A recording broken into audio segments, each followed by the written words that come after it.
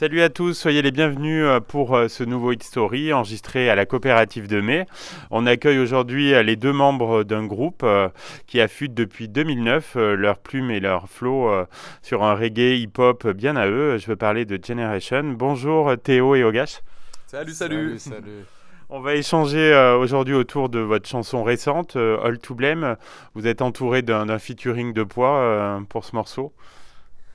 Ouais, bah, complètement. On était super content de pouvoir travailler avec Tyro. Ça faisait longtemps qu'on le connaissait et qu'on avait envie de travailler avec lui. On lui avait même proposé un featuring sur Stuck in the Middle et malheureusement ça s'était pas fait.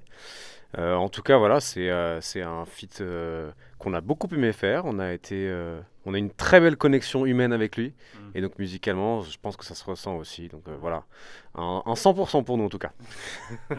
Alors pour nos auditeurs qui ne le connaissent peut-être pas, on peut dire que c'est une pointure du dancehall.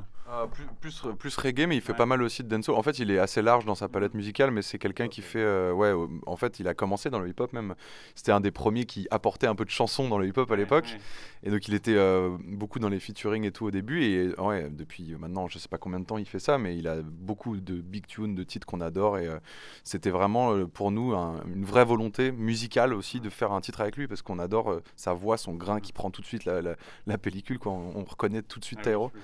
Et du coup, non, on est hyper content surtout de l'avoir amené sur un morceau qui est un morceau un peu plus conquérant, un peu plus Reggae trap. ouais, reggae trap, quoi. Donc c'était intéressant, et les gens, je pense, se sont pris aussi ce truc en mode ah ouais, cool, on les attendait pas forcément là-dessus, et voilà. Alors quel est le message de la chanson? Il y a une partie critique de l'époque, des réseaux sociaux notamment, et de leur poids. Ouais, alors quand on a écrit ce titre, c'était plutôt une espèce de cri, tu vois. C'est-à-dire qu'on n'a pas quelque chose en particulier à dénoncer. Justement, ce qu'on voulait, c'était dénoncer quelque chose de vague, en fait. Vraiment, juste exprimer quelque chose de très brut et finalement finir le refrain sur Are we all to blame? Est-ce que tout le monde est finalement responsable de cette époque et de ce, entre parenthèses, merdier dans lequel on est? Donc voilà, c'était plus un cri et finalement dire bah ouais, bah en fait on fait que aussi de critiquer le gouvernement, critiquer plein de gens, et est-ce que finalement c'est pas aussi de notre faute? Le clip a dû être aussi un bon moment, ça a été sympa à réaliser. Je prends sur le côté. Le clip était vraiment un super moment, parce qu'on a bossé avec une équipe qu'on aime beaucoup qui s'appelle Triple A Prod, qui est une équipe très motivée et super talentueuse de réalisateurs. Et on a choisi de tourner ça dans un décor un peu post-apocalyptique, dans l'idée en tout cas, c'était de faire ça dans une casse. Et on est hyper content du résultat, parce que on a passé une journée hyper agréable là-bas à faire juste des plans de, tu vois, d'attitude, de playback, etc. dans ce lieu qui est assez impressionnant. Quand on arrive là-bas, j'avoue, tu vois des voitures filées qui vont se faire écraser un peu plus loin. Et c'était assez marrant de faire un Les clip. gens travaillaient. Les gens travaillaient dans la casse, c'est ça qui était assez marrant. C'est qu'on était, voilà, on avait les grues qui étaient autour de nous, on avait les gens qui transportaient des grosses, des bagnoles des Nevada là, pour les envoyer se faire rétrécir. Et puis voilà, il y avait ce délire même olfactif où on sentait l'huile, on sentait, voilà, on marchait sur du verre, il y avait quelque chose qui était très très apocalyptique. Et donc voilà, je trouve que ça illustre pas mal le propos en tout cas de ce qu'on voulait dire. Ce titre, il avait la puissance d'un single. Ah bah, je pense que la réponse, c'est oui, parce que finalement, les gens nous ont fait un départ de. Enfin, on n'a jamais eu autant d'écoute sur un single quand il est sorti. Donc, déjà, on s'est dit que c'était ouais, la bonne idée d'avoir fait le clip, etc., et de l'avoir sorti avant l'album. Et les gens ont vraiment salué la collaboration. Donc, je pense que voilà, c'est un morceau qui a marché, qui a convaincu pas mal de monde. Vous le jouez sur scène, donc même sans Tyro. Ouais, alors je m'occupe de la partie du couplet de Tyro et Ogash fait le refrain. Et je suis d'ailleurs très très content de chanter en français là-dessus. Vraiment, je prends beaucoup de plaisir.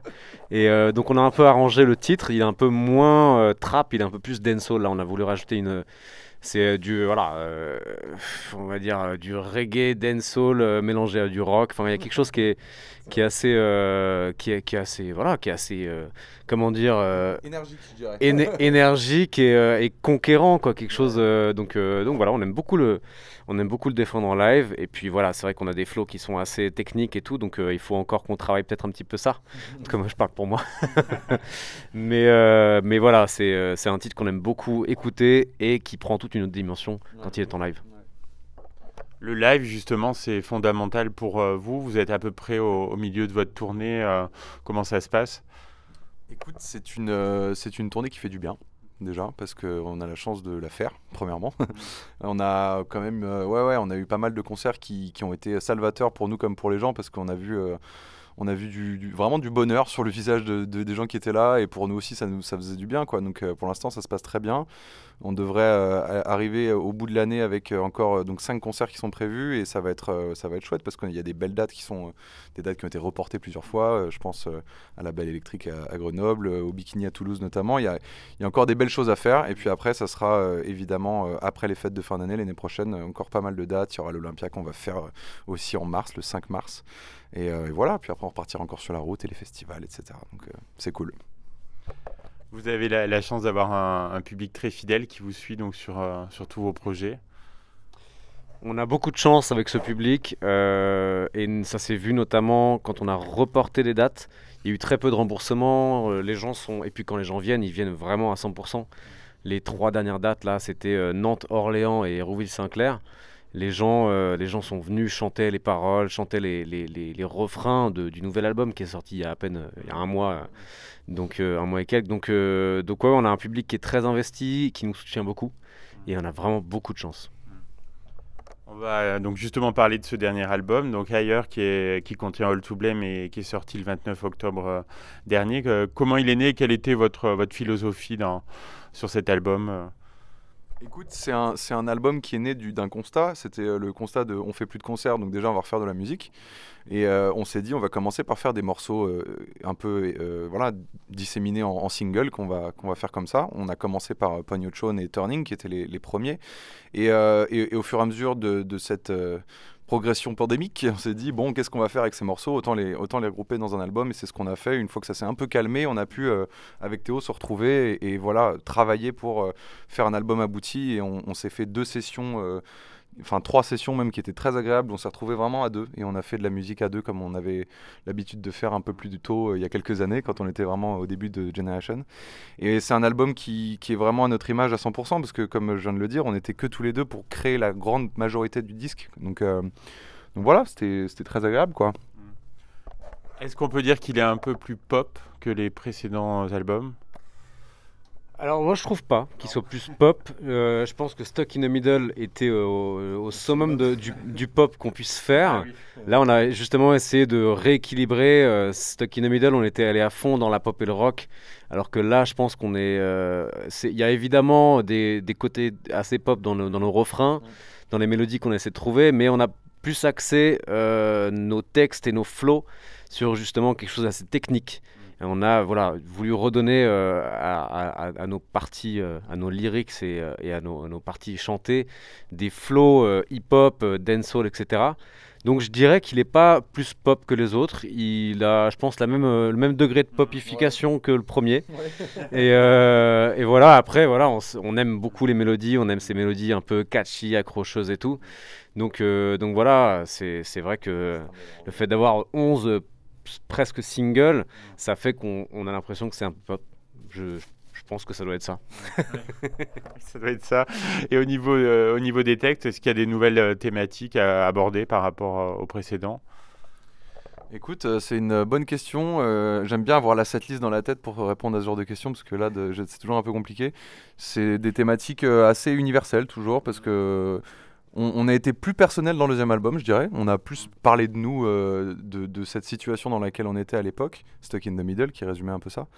Après, dans cet album-là... je dirais Let Me Know, qui est bon. Alors lui, il est assez personnel, et quoique c'est vrai que c'est un message qui est assez universel, mais notamment Hit Song. Hit Song, c'est beaucoup plus personnel. C'est vraiment... 2 gars qui recherchent à faire un hit, une quête qui se rendent compte finalement que c'est une quête qui est complètement vaine. Et donc voilà, c'est Fire Shall Burn. Après oui, c'est vrai que ça reste assez global. On aime bien parler à tout le monde. Et si on peut avoir le plus de messages universels, mais sans être on veut la paix et pas la guerre, c'est voilà. On va en tout cas essayer d'avoir quelque chose, une approche qui est un peu sensible du message universel. Dernière question, quels sont vos projets pour 2022 après cette belle tournée? Pour 2022, écoute, en fait, pour rien te cacher, on est en train de prendre un peu les concerts déjà un par un. On essaie d'aller au bout de cette tournée et de ce qu'on nous donne en termes de dates. Et ça, c'est déjà un gros projet et ça prend beaucoup de temps et d'énergie à tout le monde.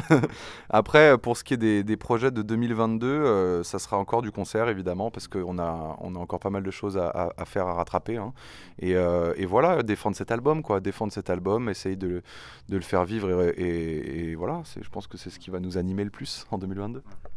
Ça va bien vous occuper déjà, je pense. Un grand merci en tout cas les gars. On vous souhaite le meilleur donc, pour 2022. Et on écoute donc tout de suite All to Blame. Merci à vous. Merci À beaucoup. plus.